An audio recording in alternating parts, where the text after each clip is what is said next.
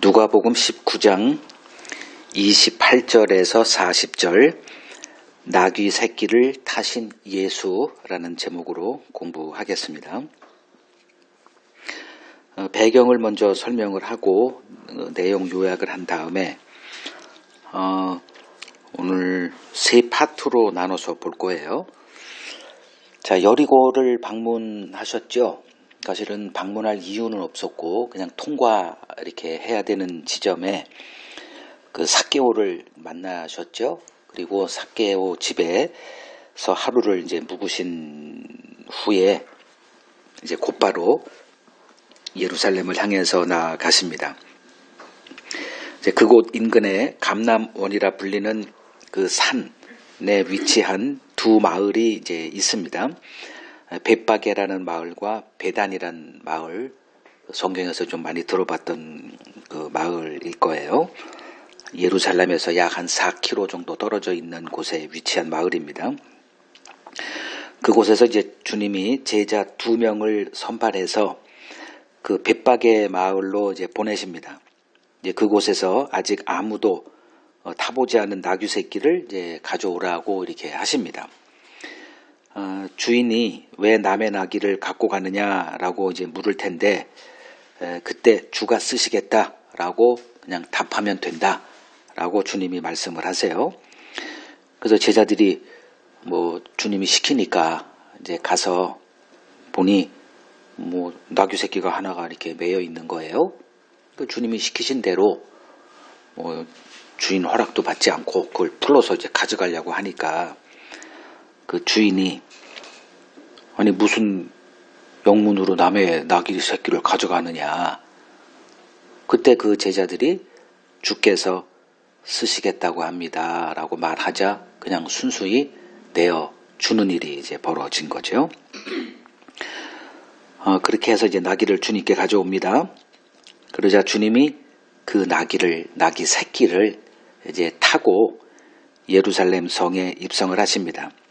이제 그 예수를 이제 백성들이 왕으로 환호하면서 이제 환영을 해요.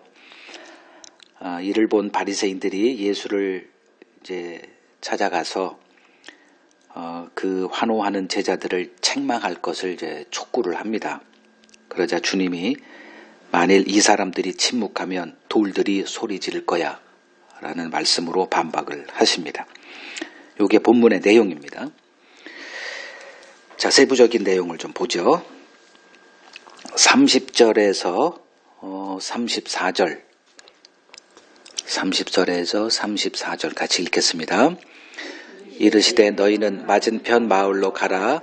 그리로 들어가면 아직 아무도 타보지 않은 나귀 새끼가 매여 있는 것을 보리니 풀어 끌고 오라. 만일 누가 너희에게 어찌하여 푸느냐 묻거든 말하기를 주가 쓰시겠다 하라 하심에 보내심을 받은 자들이 가서 그 말씀하신 대로 만난지라. 나귀 새끼를 풀 때 그 임자들이 이르되 어찌하여 나귀 새끼를 푸느냐 대답하되 주께서 쓰시겠다 하고.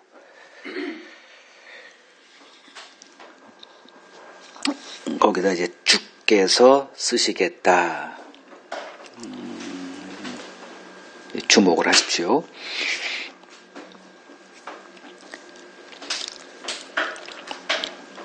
그러니까 벳바게 마을로 두 제자를 보내세요. 그리고 그 아무도 타보지 않은 나귀 새끼 하나가 있을 텐데 그냥 풀어서 그냥 가지고 오라 이렇게 하세요. 그 말씀을 들었을 때 제자들이 속으로 좀 당황했겠죠. 이거는 훔쳐오는 거 아니에요? 근데 이제 제자들이 주님이 시키는 대로 가서 그 나귀 새끼를 주인 허락도 없이 그냥 매여 있는 걸 풀어서 이제 가져오려고 합니다. 당연히 주인이 이게 뭔 일이야 속으로 희한한 사람들이네. 그래서 어찌하여 나귀 새끼를 푸느냐라고 이제 항의를 하죠. 그때 이제 주님이 다 가르쳐 주신 게 있으니까 그냥 그대로 합니다. 주가 쓰시겠답니다. 그러자 그 무슨 생각을 했든지 그냥 순수히 내어주는 거죠. 주가 쓰시겠다. 주님이 이런 식이에요. 사실은 이런 억지도 없죠. 이 세상은 다 어떤 거든지 다 누구의 소유물입니다. 근데 그걸 가져가면서 주가 쓰시겠다. 이게 주님의 사고방식이었어요. 자, 요거를 이제 어디다 적용을 시켜야 되느냐. 이것이 하나님이 자기 종들을 부르시는 방식이라는 거죠. 주님이 제자들을 부를 때 이런 일이 늘 벌어집니다. 그 마태복음 4장에서 주님이 갈릴리 호수를 이렇게 거니시면서 베드로를 보시고 또 요한을 보시고 그들을 그냥 나를 따르라 이렇게 부르세요. 이런 식이에요. 나를 따를래 말래. 그렇게 부른 적은 단 한 번도 성경에 기록되어 있지 않습니다. 그냥 무작정 딱 보시고 마태한테도 나를 따르라 이거예요. 거기에는 이 말이 같이 섞여 있는 거죠. 내가 너를 쓰겠다 이거예요. 구약 시대에도 하나님은 자신의 종들을 대부분 이제 선지자들이죠. 이런 방식으로 이제 부르십니다. 어떤 선지자들은 어떤 방식으로 부름을 받았는지 기록이 없는 선지자들이 사실은 더 많죠. 근데 몇몇 선지자들을 이렇게 하나님이 부르실 때의 모습을 이렇게 기록된 거를 유추해 보면 이런 식이에요. 내가 너를 쓰고자 하는데 내 생각은 어떠니? 이렇게 부른 적은 한 번도 없습니다. 일방적이에요. 그러면 그 하나님의 마음은 어떻길래 이렇게 할까? 이 세상 얘가 집사님 어떤 뭐가 있는지 모르지만 지금 그 모자 가져와요. 좀 이렇게 막 살지 않아요. 좀 써도 될까요? 이렇게 필요하세요? 이렇게 멋집니다. 설득 과정을 좀 거치고 이렇게 좀 넘겨줄 마음이 있을까 없을까 하면서 좀 이렇게 눈치를 보면서 계산하면서 이렇게 하기 마련이죠. 좀 뻔뻔한 목사님들은 이렇게 하기도 해요. 헌금해 이런 거. 네 자식 바쳐 이렇게 하기도 합니다. 그게 또 통하기도 하고요. 그게 계속 통하면 이제 완전히 그런 그 문화가 형성이 돼요. 그냥 무작정 그냥 이렇게 하나님이 시키는데 이런 식으로. 근데 하나님이 이렇게 하실 때 그 하나님이 무슨 마음으로 그렇게 하실까를 이제 좀 생각해 보자는 거죠. 하나님이 누구를 자기 일에 쓰시고자 할 때 그들의 허락이나 동의 구하지 않습니다. 그 이유가 뭘까요? 자, 주가 쓰시겠다. 이 말의 뜻이 뭐예요? 주인이죠. 이 세상 모든 것에 이 나귀 새끼도 사실은 주인이 있죠. 근데 그 주인의 주가 등장한 거예요. 이게 주님의 사고방식이에요. 주님의 시각에 이 세상 만물은 다 내 거예요. 내 것을 내가 쓰겠다는데 뭐하러 동의를 구하고 허락을 구합니까? 하나님께서 자기 것 쓰시겠다는데 누구의 동의를 구할 이유가 없기 때문에 그렇습니다. 이 세상 어느 것도 하나님의 것이 아닌 것이 없기 때문에 그렇습니다. 하나님의 자녀가 아닌 자들은 이러한 하나님의 그 부르심을 이해 못하죠. 반발하게 돼 있어요. 또 하나님이 이 세상 그 어떤 것도 하나님이 다 자기 뜻대로 사용을 하십니다. 그 대표적인 예가 그 이사야서 45장 1절을 보시면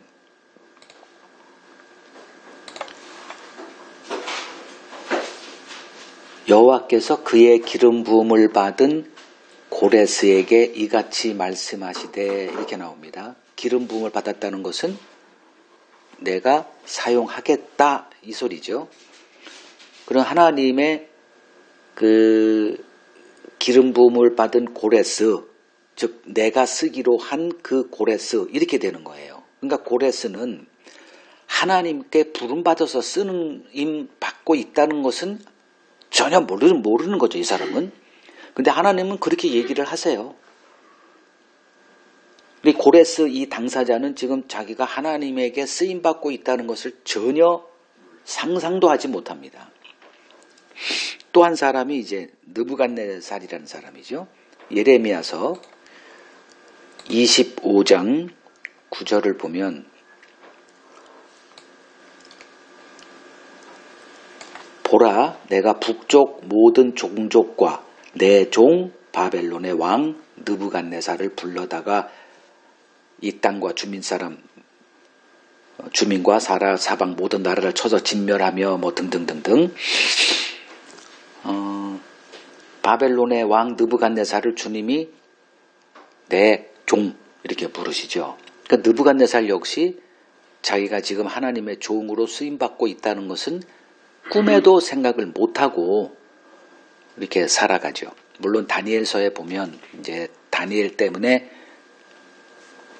그 하나님이라는 존재를 알고 좀 처음에는 좀 뭐 웃기는 소리 하고 자빠졌네 뭐 이 정도로 반응을 보였다가 다니엘서 4장에 보면 거의 7년 동안 미친 자가 되죠. 경고를 했음에도 불구하고 그런 후에 이제 다시 회복이 돼서 다시 왕 위에 올랐을 때 그가 상천하지에 살아계신 분은 여호와 하나님이다라는 고백을 또 이렇게 하고 그런 일이 벌어졌는데 그때는 좀 뭐 깨달았을 수도 있지만 지금 이렇게 쓰임 받으면서 그 가는 곳마다 승리를 하는 거예요. 근데 하나님이 지금 그 바벨론에게 이런 이 세상 만물 모든 것을 다 그의 손에 이렇게 쥐어주는 이유가 요렇게 쓰고자 하는 건데 지금 자기는 지금 자기 힘으로 다 한 거예요. 그러니까 모르는 거죠. 그러니까 이 사람들은 그냥 쓰임 받고 있으면서도 그걸 알지 못하고 자기 힘으로 자기 업적으로 생각하면서 자기 영광을 이렇게 누리고 살아가는데 우리는 그렇지 않은 거죠. 우리는 하나님의 일을 이제 배우고 있는 입장이죠. 주님께서 그 신약에서 이제 사울을 자기 종으로 부르실 때도 동일한 일이 벌어집니다. 그의 동의를 구한 적이 없어요. 그냥 일방적으로 나타나서 너는 나의 택한 종이다. 이런 식이에요. 내가 택한 나의 종. 이미 다 계획이 돼 있고 그 정한 때에 찾아와서 내가 쓰겠다는 거예요.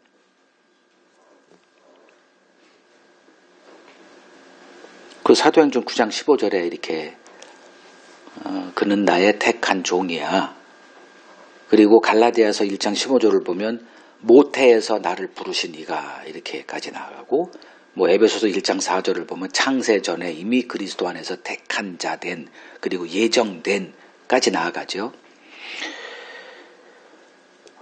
주님께서 이제 예루살렘 입성하실 때 그 거쳤던 그 벳박이라고 하는 마을에서 이 나귀 새끼를 데려오라라고 하신 이유는 예루살렘 성에 입성할 때 자기가 어떻게 입성해야 될 것이 이미 구약에 정해져 있었기 때문에 그걸 그대로 하시는 거예요.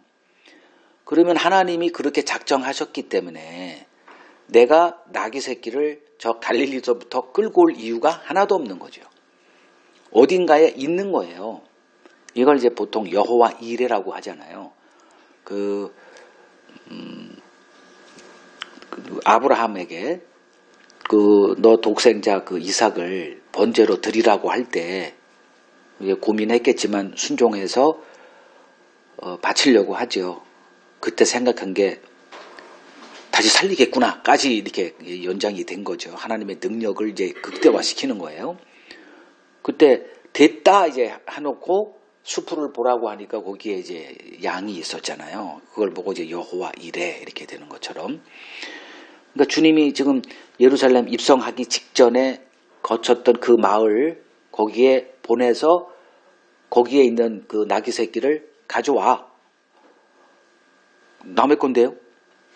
뭐 돈 주고 사올까요? 그러니까. 아니 그냥 가져오라니까. 그 말도 안 되는 얘기를 하십니까? 라고 할 때 주가 쓰시겠다 하면 된다니까 라는 주님의 이 사고방식. 그러니까 이미 그 연결이 다 되는 거죠. 구약에 그 예언돼 있는 그대로 주님은 지금 하시는 거예요.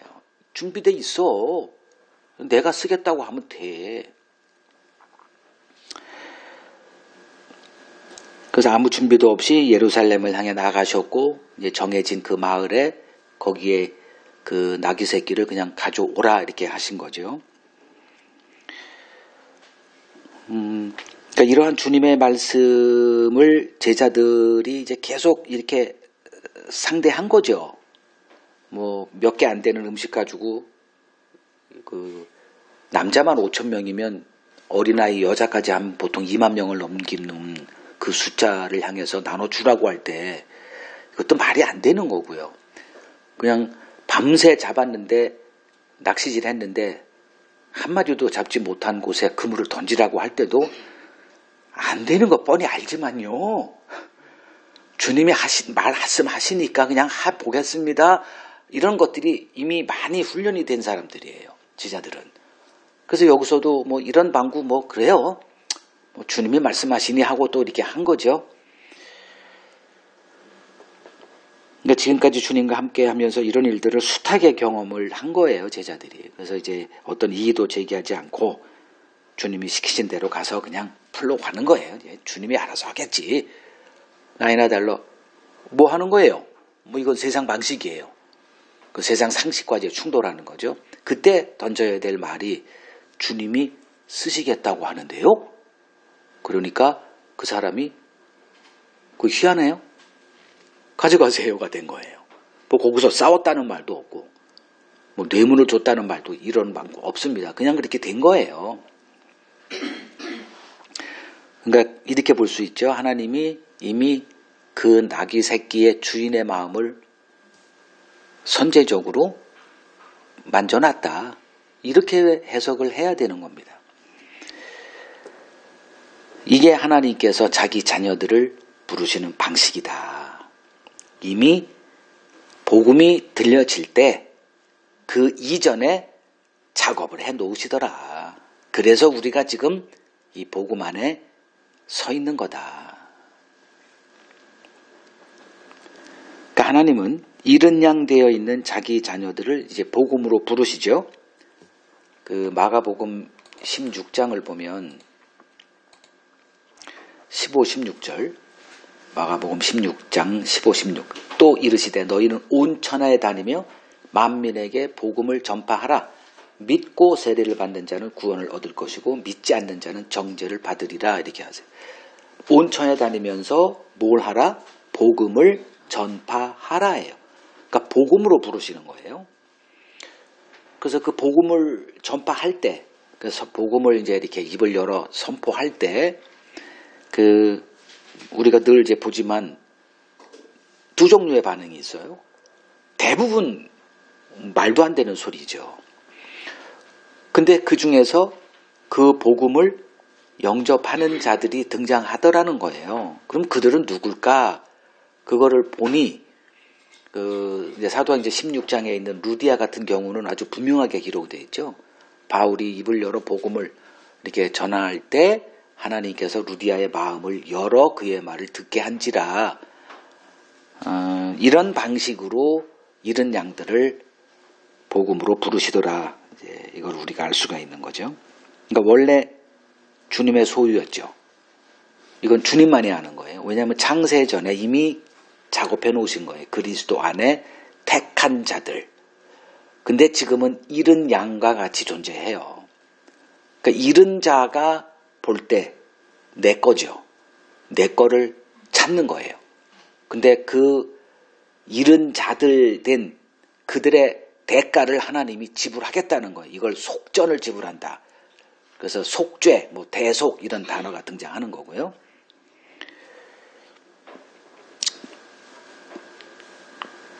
잃어버린 그것은 우리가 한 거죠. 우리 책임을 하나님이 대신 지어주는 거예요. 아들이 어떤 사고를 치고 들어오면 부모가 가서 사고 처리 다 해주죠. 잘못했습니다 하고 제가 잘못 가르쳤습니다. 그리고 변상 다 해주고 또 위약금 하고 합의금 하고 그냥 자녀는 그냥 멀뚱 지켜보는 거예요. 그 부모가 가서 다 이렇게 해결해 주는 식으로 하나님이 다시 찾아오십니다. 우리 모두 이렇게 주님의 부르심을 받은 자들입니다. 그 자기 양들의 이름을 호명하세요. 이름을 부르십니다. 그 이름을 호명하면서 부르시는 주님의 음성을 듣고 이제 주를 따르게 된 자들이죠. 근데 그 이름이 내 이 세상에서 지어진 그 이름이 아니라 똑같은 이름이에요. 그냥 죄인이란 이름으로 주님이 부르세요. 그러면 내가 죄인임을 아는 자들은 그 음성을 듣고 여태 있던 그 우리에서 튀어나가서 그 주님을 따르게 되는 것입니다. 이 주님의 택함에 포함되어 있지 않은 자들은 이러한 일을 알지 못하죠. 그리고 웃기고 있네. 이렇게 반응을 보일 수밖에 없습니다. 그래서 어느 누가 이제 주님의 부르심을 받고 자기 것을 희생하고 주를 따르게 될 때 그 헌신에 대해서 자랑한다는 것은 말이 될 수가 없다. 이렇게 우리가 이해를 해야 합니다. 그래서 그 다음에 35절 읽죠. 그것을 예수께로 끌고 와서 자기들의 겉옷을 나귀 새끼 위에 걸쳐 놓고 예수를 태우니 예수님이 나귀 새끼를 데려와라 할 때 제자들은 못하러 뭐 짐을 실어야 되나? 뭐 생각을 했겠죠. 근데 이걸 타고 갈 거야 라고 이제 주님이 하셨겠죠. 그래서 그 겉옷을 그 위에 올려놓고 예수님이 타신다고 하니까 한 번도 누가 탄 적이 없는 아주 나약한 새끼입니다. 예수님의 몸무게가 얼마나 가고 키가 얼마인지는 뭐 아무도 모르잖아요. 한 70kg 평균? 그 몸무게 80은 안 될 것 같고 뭐 그 정도 평균 나이로 평균 체중으로 그 나귀 새끼에 이렇게 올라타서 가겠대요. 지금 주님이. 제자들도 좀 그 체면이 있죠. 특히 나귀 새끼를 타고 가십니까? 좀 아마 좀 뭐 논쟁이 당연히 있을 것으로 저는 생각이 돼요. 아니 주님 하필이면 이걸 타고 갑니까? 그러니까 큰 교회에 있는 그 담임 목사 같은 경우 예를 들면 어디를 이제 뭐 청와대에서 불렀다. 근데 갑자기 티코를 타고 가겠다는 거예요. 그러면 그 사람들은 돌아버리죠. 아니 제가 하나 이렇게 뭐 어떤 차를 할까? 뭐 BMW 하나 사드리겠습니다. 해가지고 뭐 그걸 이렇게 타고 가십시오라고 하잖아요, 보통. 근데 아니야, 난 티코 타고 갈 거야. 그 티코 타고 덜덜덜 그거 15년 쓴 거 뭐 이렇게 그냥 시커먼 연기 나는 거 덜덜덜덜덜 이거라 이렇게 보시면 돼요, 지금. 그 낙이 탔을 때 이게 발이 다 끌리지 않았을까? 하여간에 그런 거를 염두에 두고 이제 보시면 되는 거예요. 낙이 새끼라고 할 때. 그러니까 낙이 새끼 아마 가장 젊고 튼튼한 놈 그런 게 아니에요. 자, 그걸 타고 이제 주님이 가세요. 아까도 말씀드렸지만 그 주님이 이렇게 하시는 거는 이미 그렇게 작정돼 있었기 때문에 주님이 그렇게 하는 거예요. 스가랴서 보죠. 스가랴서 9장 9절. 스가랴서 9장 9절. 시온에 따라 크게 기뻐할지어다. 예루살렘에 따라 즐거이 부를지어다. 보라, 내 왕이 내게 임하시나니 그는 공의로우시며 구원을 베푸시며 겸손하여서 나귀를 타시나니 나귀의 작은 것 곧 나귀 새끼니라. 이렇게 말씀을 합니다. 그러니까 주님이 이 책의 사실 저자 아니에요. 그 모든 성경이 다 자기를 가리키고 있다는 것쯤은 뭐 주님이 뭐 모르셨겠어요?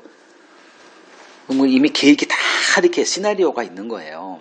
예루살렘 그 성을 마지막 입성할 때는 나귀 새끼를 타고 입성한다. 이렇게 되는 거죠. 그러면 이제 우리가 질문을 여기서 던져야 돼요. 왜 하필이면 나귀 새끼여야 했을까? 그냥 뭐 나귀 타도 좀 그래요, 사실은. 그 왕인데 나귀를 탄 왕도 좀 그런데 그것보다 훨씬 작은 거 나귀 새끼를 타고 굳이 예루살렘 성을 입성해야 했던 그렇게 계획을 잡으신 하나님의 뜻은 무엇이고 이걸 우리가 이제 풀어야 되는 거죠. 주님은 이걸 통해서 뭔가와 지금 연결을 시키는 거예요. 뭐와 연결되냐 하면 십자가와 연결이 되는 거예요. 지금 유대인들은 메시아 소망하고 있었죠.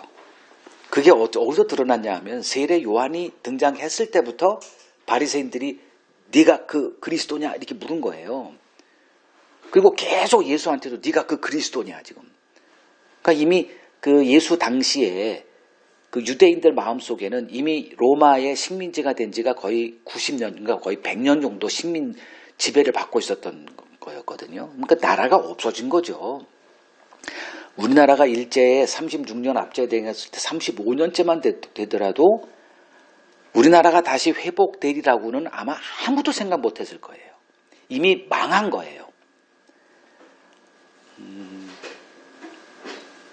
유대인들도 마찬가지죠. 근데 이제 그 약속이 돼 있는 이 책이 있었어요. 책이. 구약이란 책이 그들에게 있었어요. 그 약속을 그냥 이렇게 믿어요. 이렇게. 그리고 메시아가 등장하게 되면 어떤 메시아라는 그림도 자기들이 다 그려놨어요. 근데 식민 지배에 그 100년 동안 있으면서 그들이 그렸던 메시아는 뭘 타고 와야 돼요? 백마를 타고 와야 됩니다. 손에 검을 들고 그리고 뒤에는 무수한 군사들을 데리고 막강한 그 화력을 가진 뭐 이 정도는 뭐 이렇게 그림이 그려지죠. 이게 유대인들이 대망했던 메시아의 그림입니다. 거기에 예수님은 말을 타고 가는 분이 아니라 나귀, 그것도 나귀보다 작은 나귀 새끼를 타고 들어가시겠다는 겁니다. 그러면 뭔가 다른 거를 주러 왔다가 되는 거예요.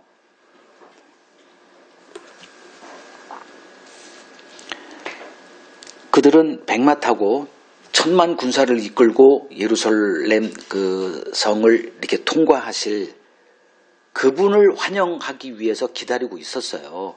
근데 나귀도 아니고 나귀 새끼를 타고 입성하는 예수의 그 모습이 이 바리새인들의 눈, 제사장들의 눈에는 어떻게 보였을까요? 꼴불견도 이거는 웃겨도 이렇게 웃기는 게 아니에요. 이건 흉내를 내도 좀 그럴싸하게 흉내를 내야지. 어떻게 이런 회개망측한 짓을 하냐. 군중들은 잘 몰라요, 이런 것들을. 근데 이 성경을 알고 있다라고 하는 사람들의 눈에는 이거는 말도 안 되는 거예요. 그래서 예수에게 찾아가서 저 무지 몽매한 자들의 저 환호성 그치게 좀 하라 말이야. 이런 이 사기구나. 이렇게 책망을 한 거예요. 그렇다면 나귀 새끼를 탄 이유가 뭔가가 바로 그 다음 구절에 기록되어 있습니다. 10절에 같이 읽죠. 내가 다시 찾으세요. 스가랴서 9장 10절 덮을 줄 알았어.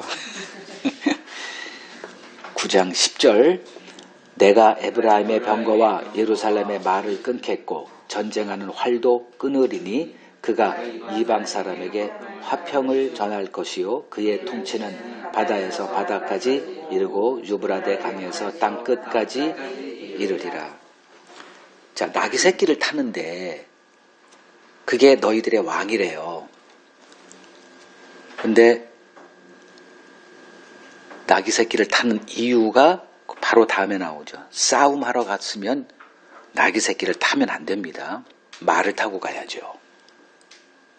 근데 에브라임 병거, 에브라임, 예루살렘, 북이스라엘, 그리고 남유다, 그러니까 이스라엘이라고 통칭할게요. 이스라엘의 모든 힘 다 끊어버리겠고 전쟁하는 활 다 끊어버리겠다는 거예요. 그가 이방에게 뭘 전해요? 화평을 전하겠다.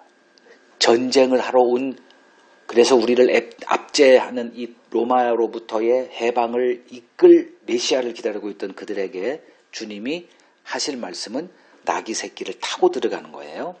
그래야 이게 되니까 화평을 전하러 오신 분이에요. 전쟁을 하러 온 게 아니라 화평. 그러면 이 화평의 뜻은 그들도 화평을 원한 거죠. 근데 그 화평을 얻기 위한 대가가 전쟁이에요. 이 로마에서부터 벗어나서 그들이 평화를 누리기 위해서는 전쟁은 필수적인 겁니다. 그래서 말을 타고 온 왕을 기다렸는데 나귀 새끼를 굳이 타고 들어갑니다. 왜? 화평을 전해야 됐기 때문에 그래요.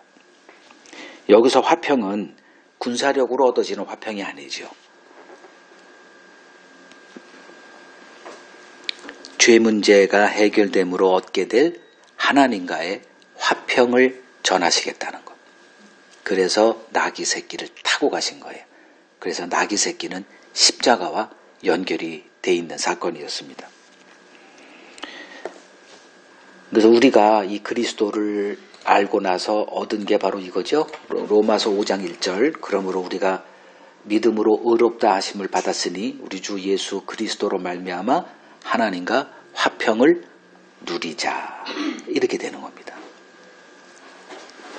우리가 알고 있는 화평은 전혀 다른 거예요. 이 세상은 이 화평에 대해서 하나도 몰라요. 아무리 우리가 노래를 화평을 부르고 세상에 평화 대신 그리스도를 얘기를 해도 죄를 모르는 사람은 그 화평이라고 하는 그 단어에 이게 함축되어 있는 의미를 1도 그들은 이해 못해요.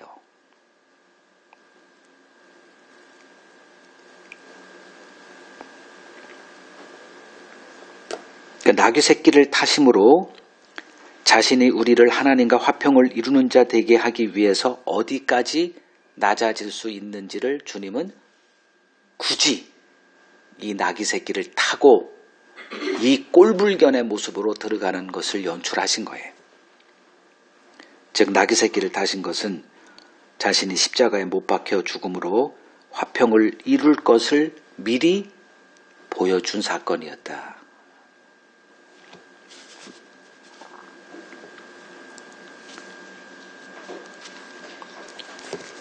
세상이 알지 못하는 것은 죄를 알지 못합니다. 단어는 있죠. 죄라고 하는 단어, 어떤 나라에도 죄라는 단어는 다 있어요. 근데 다 인간 중심으로 그 죄를 해석하게 돼 있어요. 근데 성경에서 말하는 죄는 전혀 다른 거죠. 그러니까 기독교인들이 알아야 될 것은 죄의 성경적인 의미를 알아야지 그냥 이 세상에서 통칭으로 아는 그런 식으로 그냥 죄 졌으니까 회개해 이런 식으로 말하면 안 되는 거예요. 그러니 이스라엘 백성들도 죄를 알게 하고자 성경을 준 거죠. 그러면 죄의 첫 번째 등장하는 창세기 3장에 있는 그 죄를 알았더라면 그들이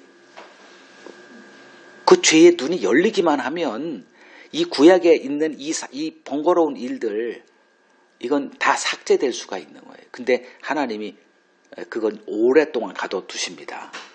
그리고 성령이 임한 후에 죄가 뭔지 그때 드러나게 됐어요. 그러니까 1500년 동안 이 이스라엘 백성들은 율법을 갖고 있으면서도 죄가 뭔지를 하나도 몰랐듯이 기독교가 지금 2000년이 지나고 왔지만 죄에 대해서 알지 못하기는 그들과 똑같은 매일반으로 몰라요. 그래서 내가 오늘 죄 졌네 뭐 이런 식이 돼버리는 거예요. 자기가 죄 덩어리면서도 눈만 뜨면 눈 감고 있으면 죄 안 짓는 건 모르겠어요. 아니 내가 뇌 자체가 죄인데 뭐 눈 감고 잠자고 있다고 죄 안 짓는 게 아니죠.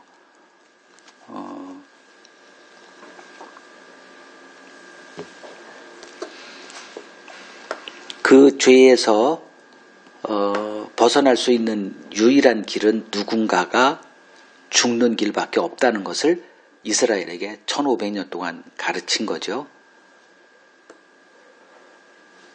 그 죄의 문제가 얼마나 심각한 건지 깨달으라고 율법을 줬고요. 근데 그들은 이 사실에 전혀 이렇게 맹인되어 있었던 거죠. 왜냐하면 아직 때가 이르지 않았기 때문에 그래요. 주님이 이제 속죄 사역을 이루시고 성령을 부어줬을 때 그때부터 이제 죄가 뭔지를 알게 되고, 그건 이미 요한복음 16장 이렇게 얘기하신 거죠. 성령이 오게 되면 이 세상에 대해서 세 가지를 책망할 거다. 죄에 대해서, 의에 대하여, 심판에 대하여 이 세 가지를 다 책망한다. 이 책망한다는 것은 이제 코렉션이라는 그 뜻이 있어요. 바로 잡아 줄 것이다.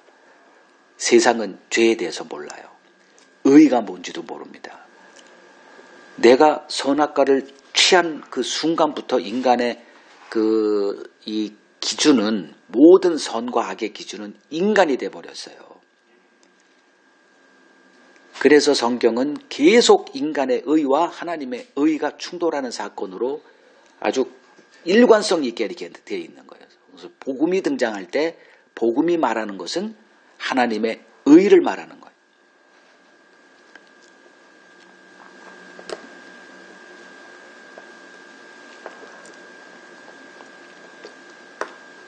죄인된 우리가 하나님과 화평을 누리기 위해서는 예수가 나귀 새끼를 타셔야만 됐다는 거죠. 그래서 교회는 주님의 이 화평의 도구로 부름받은 자들입니다.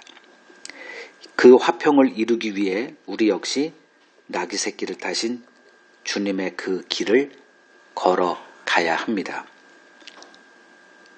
그래서 우리는 교회요, 그 복음의 증인으로 부름받은 교회는 권력을 탐내서는 안 되는 자들이에요. 이게 본질적으로 이게 안 되는 거예요. 세상은 권세, 즉 힘에 굴복하는 세상입니다. 그래서 세상이 추구하는 교회도 역시 힘 있는 교회를 찾게 돼 있어요. 그 힘 있는 교회, 뭐 편하게 표현하면 대형 교회 있죠. 건물이 좀 이렇게 좀 돼 있고, 이 정도는 돼야 교회 아니겠어? 우리 같은 교회, 여기를 교회라고 부를 사람은 지구상에 아무도 없을 거예요. 이건 사무실이지 무슨 교회예요? 이렇게 됩니다. 그러니까 교회가 뭔지를 모르니까 그런 소리를 하는 거죠. 초대교회, 그러니까 신약에서 기록되어 있는 모든 교회라고 하는 그 칭함받은 무리들은 다 가정교회였어요. 단 하나도 오늘날 개념으로 이렇게 돼 있는 교회는 하나도 없습니다. 시대에 거쳐서 조금 이제 뭐 편리하게 하기 위해서 뭐가 이렇게 좀 건물이 필요하고 커지니까 좀 이런 무대 같은 것도 뭐 얼마 되지 않았죠. 이런 거는 예전에 중세에만 하더라도 그 중세 어디야죠? 동유럽 유럽 쪽으로 가서 이렇게 세워진 큰 건물이 있잖아요. 지금 다 박물관이 돼 있지만 거기 가면 설교단 같은 거 조그마한 거 되게 높은 거에 단 하나 이렇게 올라온 게 이렇게 뾰쭉 튀어나오게 해가지고 거기 서서 설교를 했거든요. 지금은 무대잖아요. 그 공연도 하고 거기서 뭐 여러 가지 할 수 있도록 무대 형태로 이거는 얼마 안 된 거고요.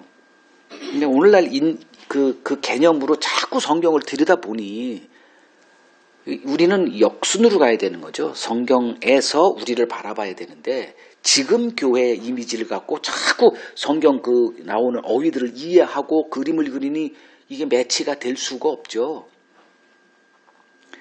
그러니까 힘 있는 교회를 찾아가서 거기서 이제 주의 이름을 불러요. 그 주의 이름, 그들이 부르는 예수님은 뭘 타신 분이에요?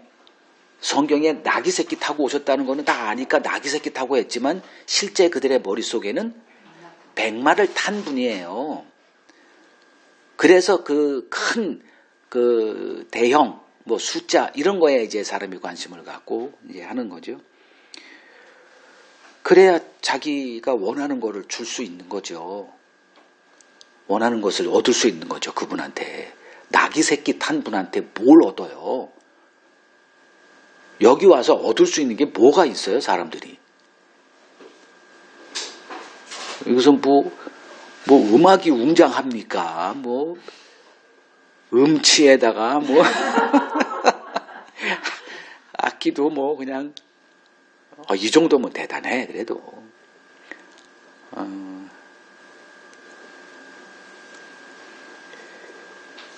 그러니까 교회는 하나님이 교회를 세우신 이유는 죄로부터 구원하여 하나님과 화평케 하시는 나귀 새끼 탄 그 꼴불견 예수를 증거하라고 교회를 이 땅에 존재케 하셨어요.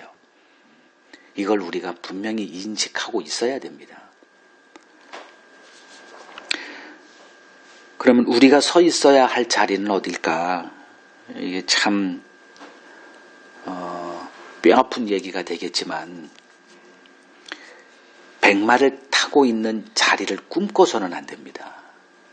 근데 저나 여러분들의 마음속에 있죠. 이게 그런 미래의 10년 후에 은복교회의 그림이 있죠. 우리가 서 있어야 할 자리는 나귀 새끼를 타신 그 예수님의 자리. 그래야 죄를 얘기가 되어지는, 죄로부터 우리를 구원하시는 예수가 증거가 됩니다. 그렇지 않고 우리가 백마를 탄 예수를 증거하는 그러한 자리에 서 있다면 다른 사람도 동일하게 백마 탄 예수를 그릴 거예요.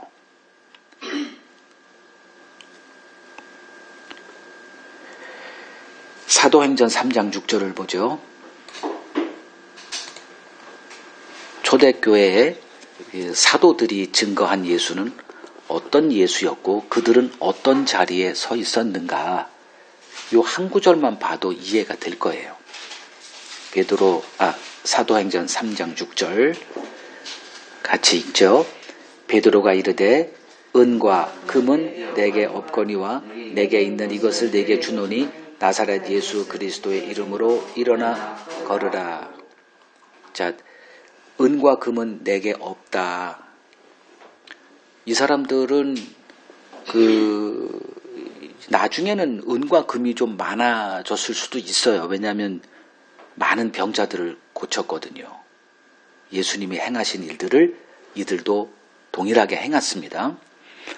사람들이 이제 데려온 거죠. 또 예수에게 몰려들었듯이 이 베드로 가는 곳마다 사람들이 몰려들었어요. 그러면 후원금 웬만큼 이렇게 했겠죠. 근데 하여간에 이 베드로의 고백을 보세요. 그걸 얘기하질 않아요. 은과 금은 내게 없어. 이 사람이 필요한 건 돈이거든요. 먹고 살 게 없으니까 지금 그 길거리에 앉아가지고 그걸 달라고 있어요. 그걸 달라고 하고 있는 그들에게 뭘 전했냐면 나사렛 예수 그리스도. 나사렛은 아주 깡촌이죠. 지금 여기는 이제 예루살렘이고요. 예루살렘의 예수가 아니에요. 저 북쪽에 갈릴리에 있는 그 이름도 지금은 예수님이 태어난 곳이니까 나사렛 이 이름이 굉장히 유명하고 그러지만 그 당시 나사렛은 우리나라 어디 이름 한번 대봐요. 봉화? 난 그거 있는 줄도 몰라요. 또 뭐 있어? 어디 그 안에 또 상호 토일리. 토일리. 토일리 예수. 이런 식으로. 이제 그 이름을 이제 증거한 거죠. 같은 거예요. 나귀 새끼를 탄 예수의 이름으로 이렇게 되는 거예요. 부요함으로 치장된 교회에 주님은 거할 곳이 없어요. 그 우리가 계시록에서 배웠죠? 그 계시록 3장의 라우디게아 교회에 내가 말하기를 나는 부자라 부요하여 부족함이 없다 이렇게 말해요. 뭐 때문에 부족함이 없어요? 백마탄 예수를 만났거든요. 그 예수님의 이름으로 자기들이 얻은 거 얻고자 하는 것을 다 얻어서 지금 부요한 교회가 돼 있어요. 그 교회에 주님이 어떤 모습으로 돼 있냐가 3장 20절 문 밖에 서서 지금 쫓겨나 있어요. 그 교회에 주님이 갈 수가 없어요. 왜냐하면 다른 예수가 증거되기 때문에. 거기서 불려지는 그 예수는 백마탄 예수예요. 이들이 그 예수를 지금 믿고 있는 거거든요.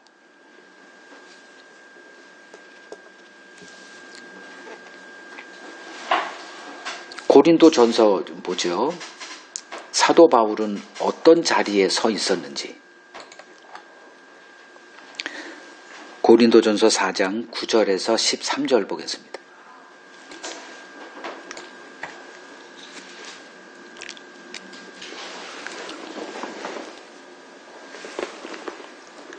제가 읽어드릴게요. 내가 생각하건대 하나님이 사도인 우리를 죽이기로 작정된 자같이 끄트머리에 두셨음에 우리는 세계 곧 천사와 사람에게 구경거리가 되었노라. 우리는 그리스도 때문에 어리석으나 너희는 그리스도 안에서 지혜롭고 우리는 약하나 너희는 강하고 너희는 존귀하나 우리는 비천하여 바로 이 시각까지 우리가 줄이고 목마르며 헐벗고 매맞으며 정처가 없고 또 수고하여 친히 손으로 일을 하며 모욕을 당한 즉 축복하고 박해를 받은 즉 참고 비방을 받은 즉 권면하니 우리가 지금까지 세상의 더러운 것과 만물의 찌꺼기 같이 되었도다.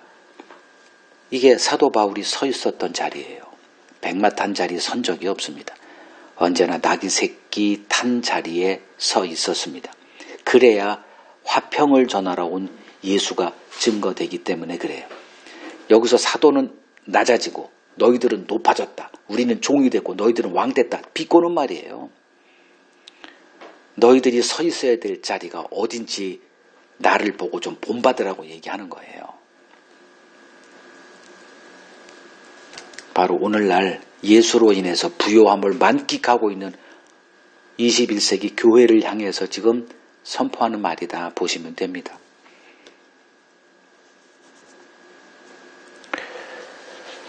자, 오늘 본문 이제 마지막 보죠. 37절에서 38절 읽겠습니다. 이미 감람산 내리막길에 가까이 오심에 제자의 온 무리가 자기들이 본 바 모든 능한 일로 인하여 기뻐하며 큰 소리로 하나님을 찬양하여 이르되 찬송하리로다. 주의 이름으로 오시는 왕이여 하늘에는 평화요 가장 높은 곳에는 영광이로다 하니 무리 중 어떤 바리새인들이 말하되 선생이여 당신의 제자들을 책망하소서 하거늘 대답하여 이르시되 내가 너희에게 말하노니 만일 이 사람들이 침묵하면 돌들이 소리 지르리라 하시니라. 자, 돌들이 소리 지를 거야. 이 무리들의 찬송이 맞다면 바리새인이 틀린 자들이 되는 거죠. 이 제사장들 이런 사람들이. 왜냐하면 지금 예수를 죽일 생각만 갖고 있어요. 이미 계획을 잡아놨는데 때를 아직 이제 못 찾아서 지금 그러고 있는 중이고요. 그러니까 당연히 이런 사람들의 이 찬송을 막아야 돼요. 입을 좀 닫게 하세요. 말도 안 되고 있어 지금. 뭐냐면 존댓말로 했으니까 그러지만 완전히 이 사기꾼아. 너 지금 이 무지몽매한 사람들을 이렇게 현혹해가지고 너 지금 사기치고 있는 거 우리가 다 알아. 이렇게 되는 거예요. 그러자 주님이 하신 말씀이 이 사람들이 침묵하면 뭐가 소리를 질러요? 돌은 무생물입니다. 이렇게 된 거예요. 누가 주님을 찬송하는 자들이 됐나요? 죽은 자들이 주님을 찬송하는 일이 벌어진 거예요. 우리는 누구였는가? 에베소서 2장 1절로 보면 허물과 죄로 죽었던 너희들입니다. 죽은 돌, 예수로 인해서 산돌이 된 자들이에요. 이 우리들로 주님의 이름이 찬송되어지게 하시겠다는 거예요. 주님은 누구의 찬송을 받느냐 하면 이 죽었다가 살아난 자들, 그들의 찬송을 주님은 받으십니다. 죽음을 경험하지 못한 자들, 내가 죽었다는 것을 알지 못하는 자들의 찬송은 다 허구입니다. 그들은 어떤 예수를 아냐 하면 나귀 새끼를 탄 예수의 그것을 아는 자들이에요. 그 예수의 낮아짐으로 자신들이 사망에서 건진받아서 하나님과 화평을 누리는 그 영생을 얻게 되었음을 아는 자들입니다. 그래서 이들의 입술에서 주를 향한 찬송이 쉬지 않고 흘러나오게 되는 것입니다. 교회에 두 종류의 찬송이 있어요. 하나는 백마 타신 예수를 찬송하는 육의 찬송이 있습니다. 또 하나의 찬송은 나귀 새끼를 타신 예수를 찬송하는 영의 찬송이 있습니다.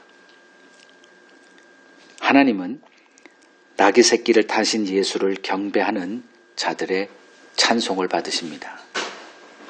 그리고 그 나귀 새끼 타신 예수의 그 자리를 걸어가는 자들의 찬송을 받으십니다.